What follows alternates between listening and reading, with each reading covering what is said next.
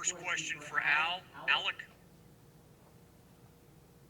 Hey Al, obviously you guys have been kind of going nonstop since the season really got going. With this kind of week off that you really had, can you talk about how maybe that was even better for you guys mentally and physically, just to kind of regroup with the tough stretch coming up? It's been really good for us. We got a chance to, regroup and get back to the practice floor where we felt like we've been missing like our intensity and forgetting where we've started from day one. So it gave us a chance to like really set back and get back to our day one principles and just really go hard and be able to, practice like how we were in the beginning of the year. Peaks. Hey Al, just wanted to ask about the three-point defense issue. Coach on this radio show talked about it, maybe partially being not getting back. What have you worked on to kind of fix that issue this week? Because Iowa's obviously the best shooting team in the league. Just being able to close out and trace the ball as well, but also being able to find shooters in transition, or whether we're mismatched and someone is guarding the wrong person, we got to be able to, hold point at the 3-point line. We got to be able to stop people from hitting as many threes as they have these last couple games on us, and we got to be able to control that, and that'll be on the defensive end and how intense we're closing out and stopping our opponents. Stefan. Hey Al, sorry this question is kind of unrelated to the game coming up, but you're coming up on the one-year anniversary of Kobe passing away. I know you guys were obviously playing when the news broke. I mean, what were those next few days and weeks kind of like when the basketball world is talking so much about that, and you guys are trying to focus on games coming up and handle everything else going on? First, rest in peace to the great Kobe Bryant, but we haven't really been really too focused on that. We've been focused on the game ahead, and no disrespect to Kobe Bryant or anything like that, but we've been locked in on that, and we've really been focused, and we've really been trying to, correct ourselves and how we've been playing. So we've been really just, I guess, focused on getting ourselves better and locked in on the practice floor. John Blau. So obviously you guys are about to play on the road, but just a question about Assembly Hall. I know Coach Miller and you guys have talked about it. It's just obviously very different playing there this year just because of the lack of fans. I mean, is it something that at this point in the season you guys have gotten used to, or do you still find yourself making a big shot or, going in, getting an and one, and there's no applause, and it's still kind of shocking? I mean, what is the feel, I guess, playing there? I mean, everyone knows Assembly Hall is the best place to play, obviously, especially when it's packed and you got all the fans on your side and they're bringing you energy. We don't have that right now, so we got to be able to bring our own energy. Of course, it's different, but a few of the guys haven't played in that scenario, so it shouldn't be very much different to them. But, I mean, we got to be able to bring our own energy. We got to be able to bring our own fight. We got to be able to, replace what Assembly Hall had with fans, and we got to bring it ourselves. So I feel like it's different, but we got to be able to, replace it with what we got. Kevin. Well, you've been such a good, free throw shooter throughout your entire career, but this year it's kind of tailed off a little bit.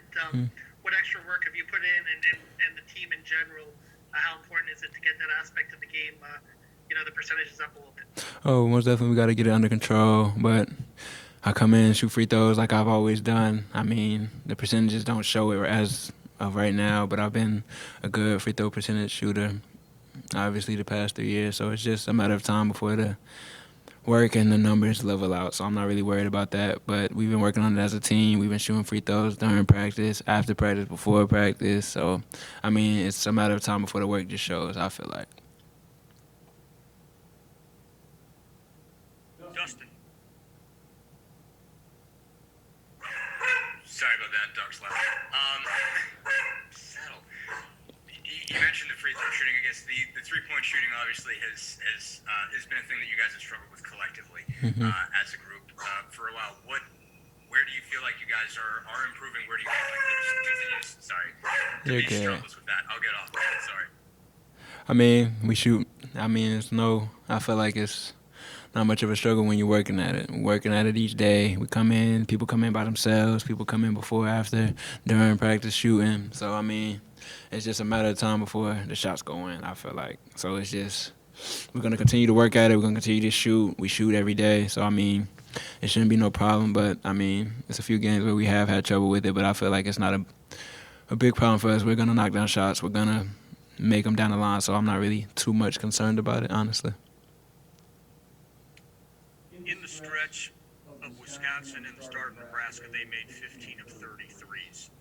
So I just wanted to pass that along. So next question, There you go. Jim Coyle. Al's a veteran older guy, a lot of pressure on the older guys always to be the leaders. Do you feel that pressure? Do you talk about that with Rob and maybe Joey that you guys have to be there and step up game in and game out? And how much pressure do you feel about doing that? When you start putting pressure on yourself, I've learned it doesn't do anyone good. It doesn't do your team good. It doesn't do yourself good. It doesn't do anyone good. I mean, you come in and you play the game you love.